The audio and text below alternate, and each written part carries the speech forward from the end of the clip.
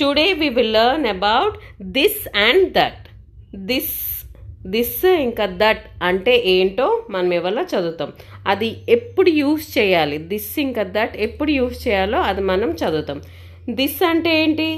This is used when something or anything which is near to us or close to us. అంటే ఏదైనా మన దగ్గర ఉండేటప్పుడు మనం దానికి దిస్ యూస్ చేసి చెప్తాం.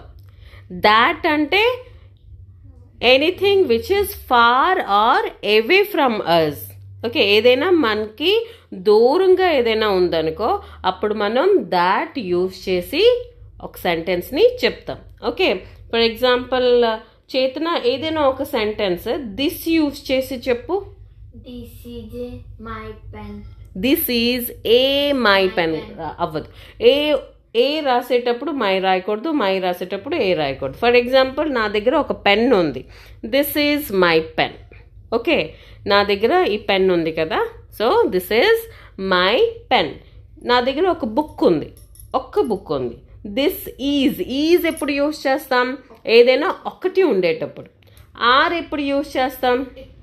ఒకటి కన్నా ఎక్కువ ఉండేటప్పుడు. When there anything, if there are more than one, we will use are.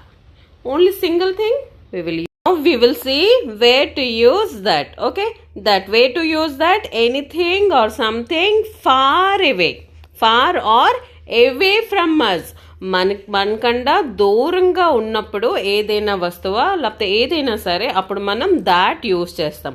For example చూడు, పైన ఫ్యాన్ ఉంది కదా, మనకి దూరంగానే ఉంది, సో అప్పుడు మనం that is a fan. Okay, ఇంకోటి అక్కడ ఒక పెన్ ఉంది, that is a pen.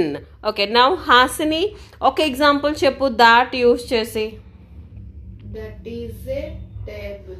That is a table. Okay, now నీ దూరంగా ఒక చిన్న చెట్టు ఉంది, ప్లాంట్ ఉంది, దానికి that is a plant. Plant. Very good.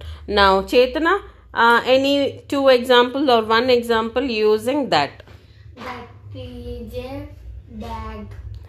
Okay, that ఎప్పుడు యూస్ చేస్తాం? దూరం ఉన్న వస్తువులు.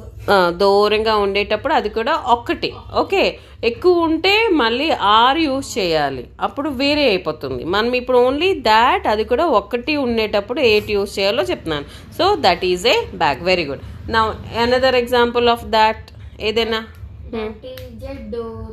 That is a door. Very good, very good, very nice, very nice. ఒకవేళ ఒక కార్ ఉంది బయటన, సో అది మనం